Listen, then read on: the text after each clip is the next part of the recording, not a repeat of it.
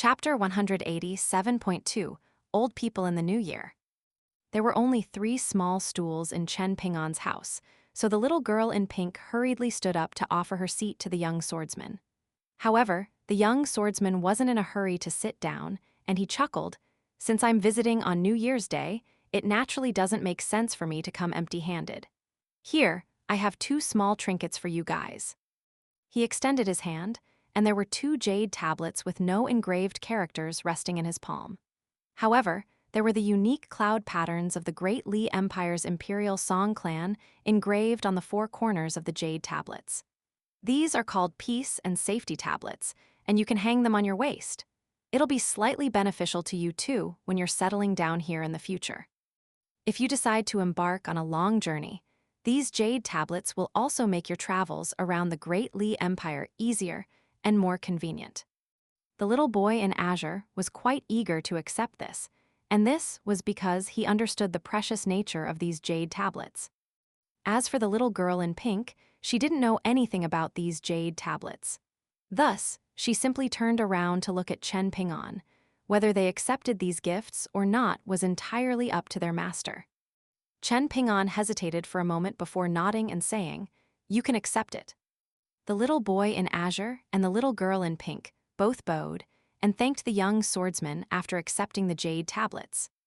The young swordsman immediately bid farewell and turned around to leave after giving the presents to the little boy and the little girl. Chen Pingon didn't know how to ask him to stay, so he could only accompany him to the door of the courtyard. Meanwhile, in the Cow clan's ancestral home, the old man was standing beside the pond in the house. There was also a red fox sitting up on the Skywell one, while Cow Jun was sitting on a chair with one leg crossed over the other. He was looking at his ancestor out of the corners of his eyes, and he was too lazy to even say anything in greeting.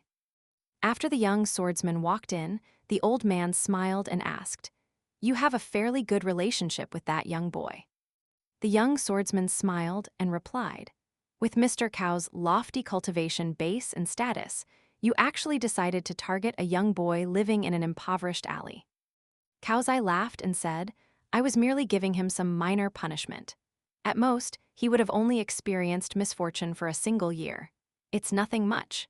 In fact, even mere mortals with slightly stronger ancestral blessings and slightly more yang energy can endure this misfortune. In any case, didn't you interfere as well? You helped that young boy dispel some small calamities." The young swordsman shook his head and didn't say anything else. This was the absurd nature of the world. Zai Shi and Cao Zai were both powerful figures who had grown up and walked out from Jewel Small World, and the former was an honest and sincere person who was renowned throughout several large continents. Zai Shi was publicly regarded as a grandmaster, and he was someone who could stand out and distinguish himself in the complete Reed continent, a continent that was filled with swordsmen. In fact, he had the potential to become an extremely powerful and influential heavenly lord, and he was someone whom even his enemies respected. On the contrary, Cao Zai was someone with a strange personality. He had never had a good reputation, and everyone said that he was an unkind and ungenerous person. They claimed that it was because of his extremely good fated opportunities that he was able to continually grow stronger in an unstoppable manner. Yet contrary to expectations, it was the unorthodox sword immortal, Cao Zai, who was now standing on the side of the Great Li Empire. Meanwhile, Zai Shi was unexpectedly about to do something quite disgraceful. Cao Jun stood up and said with a faint smile, "I know who you are. You're the Mo clan Su Ryu. You roamed around the Middle-earth Divine Continent for many years, and you're extremely renowned there. People refer to you as a flood dragon among humans. I feel like Eastern treasured vile continents, Wei Jin likes to immerse himself in the world and dislikes staying in the mountains because of your influence. Perhaps he's trying to emulate what you did in your youth." Su Ryu recalled that young and high-spirited sword immortal from Wind Snow Temple. He shook his head and chuckled, "He's not trying to emulate me." Cao Zai suddenly remembered something, and he jumped into the dried-up pond and turned over a bluestone slab. There was an ordinary copper coin hidden there, and it was already covered in rust. The renowned terrestrial sword immortal laughed heartily. He put the copper coin in his sleeve and clicked his tongue in wonder. "What a good omen, what a very good omen." Cao Zai looked up at the young swordsman and said, "In my view, the shattering of that bonded porcelain was the fault of the Great Li Empire and Dragon Spring County. It was because of their mistake that the accident occurred. However, the Great Li Empire already provided compensation at that time, and the other party also accepted this compensation. Logically speaking, this matter should have concluded there. However, that buyer has now raised this matter progressively up the ranks of the hidden forces, and he's eventually gotten the mighty Zai Shi to step forward to frighten the others. Things have been done in a fairly unethical and unscrupulous manner. In fact, it's quite easy to resolve this matter. We can just make one vigorous effort to beat Zai Shi to death. There's me, there's you, and there's also Sage Ruan Qiang. If the three of us combine forces, Zai Shi will not only lose, but he won't be able to flee either. Zai Shi's seeking death, so he can't blame anyone else if we grant him his death wish. Even if we kill Zai Shi, what should the Great Li Empire do if the shattered and fallen jewel's small world is also comprehensively destroyed?" Su Ryu asked. "Killing Zai Shi and sending a warning to the others is an extremely effective tactic. This is no less effective than constructing another white jade capital," Cao Zai replied. This was easy for him to say, as he didn't need to put himself in the shoes of Su Ryu or the Great Li Empire. The young swordsman ignored him.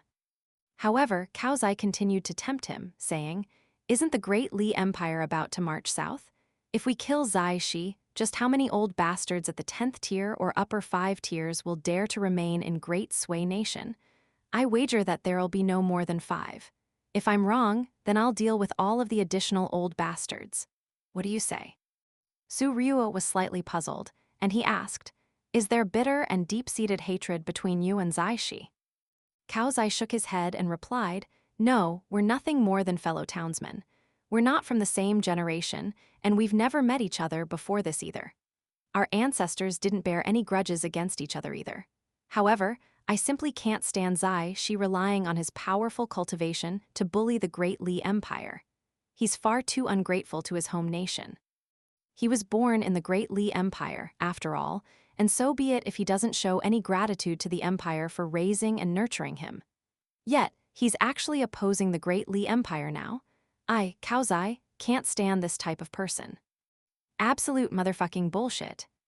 The fiery red fox standing on the skywell immediately revealed Cao Zai's true intentions, sneering, "The Southern Whirl Continent's Pure Confucian Chen clan is a branch clan that originated from the Middle-earth Divine Continent. The main Chen clan has always been at odds with the Taoist sect, so killing Zai Shi can be viewed as the greatest present in the world to them.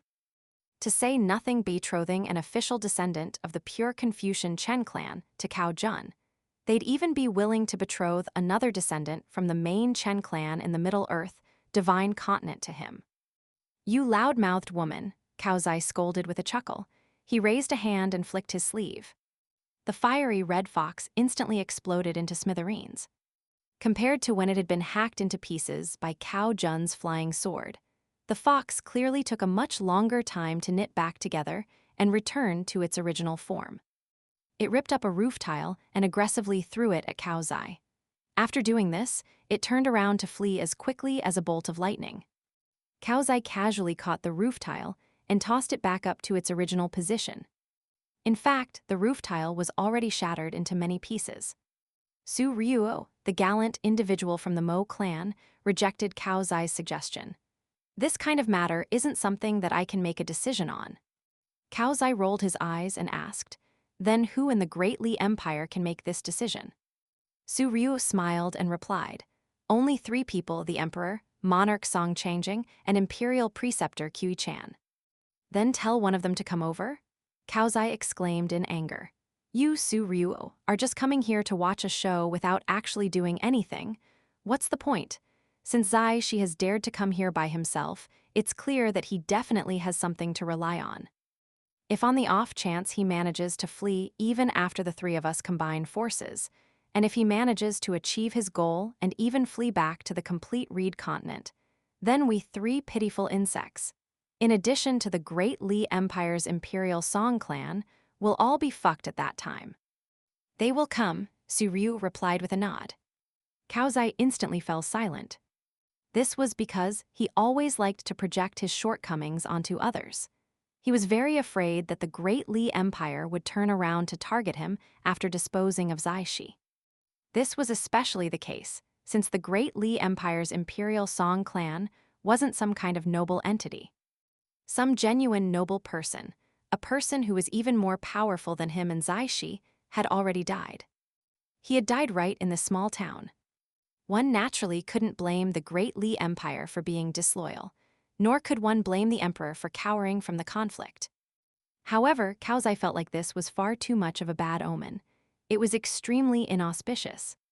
Moreover, he had received news regarding the Great Li Empire's jewel small world on his way here, and one piece of information had mentioned his ancestral home being damaged and fixed. This had soured his mood even more. If it weren't for the pure Confucian Chen clan requesting it, he would have been completely unwilling to involve himself in this conflict. This was especially the case since Cao Zai was still yet to figure out the root cause of Qi Jingchun's certain death.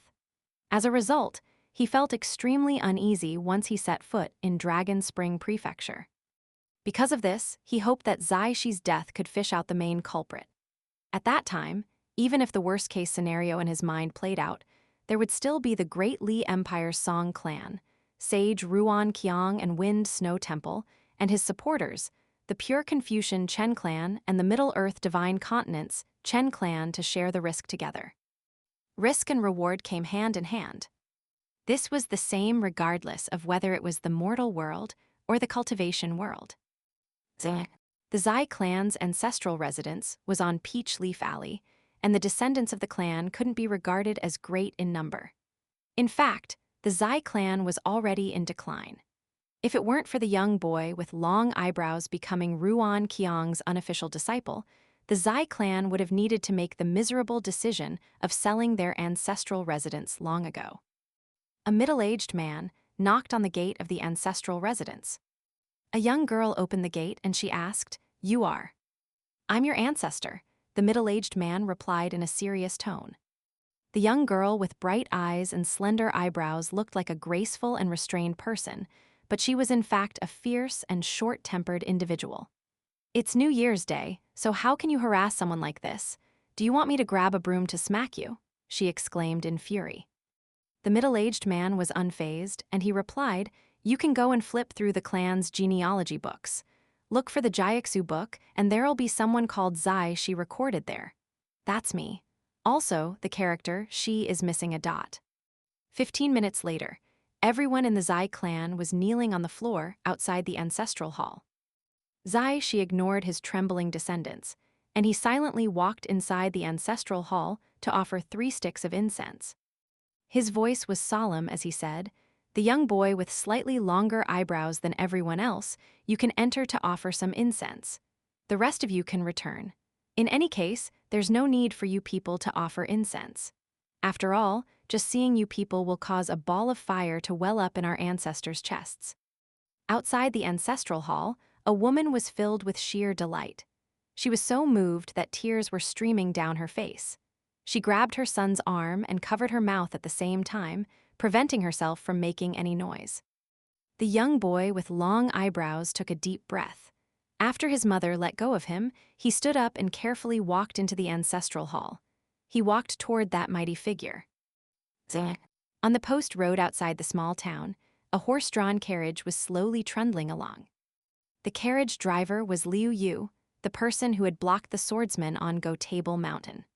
Inside the carriage, there was a refined old man who looked like a scholar, and there was also a young girl who had a naturally sharp and aloof appearance. They were none other than Imperial Preceptor Qi Chan and Court Lady Zhe Gui. Or perhaps it was better to call them the old Qi Chan and Wang Xu.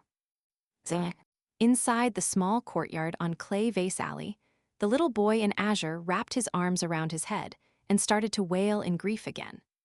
Why was this small town so bloody annoying? This was only the first day of the new year, yet they had already been visited by 2 people whom he couldn't determine the cultivation base of. Just using his knee or ass, he could already imagine just how powerful these 2 people were. They were definitely terrifying people who could smash him to death with a single punch. In the past, the little boy in Azure had always regarded himself as someone who had experienced and witnessed many huge storms. After arriving in the small town, however, he finally realized that those huge storms were inferior to even the small puddles on the narrow clay vase alley. He began to sincerely admire Chen Ping'an. To be able to survive until today, what an immense feat. Sure enough, the young boy who had become his master wasn't an ordinary person. It was no wonder that he had been followed around by such a vicious student back then. And thus, tears streamed down the little boy in Azure's face as he grabbed Chen Ping'an's hand and said from the bottom of his heart, "Master, I'll definitely treat you better in the future." Chen Ping'an pushed his head aside and chuckled, "You're always the most afraid of everything. How embarrassing." The little boy in Azure glanced at the silly and simple-minded girl out of the corners of his eyes. He felt like he was indeed embarrassing himself.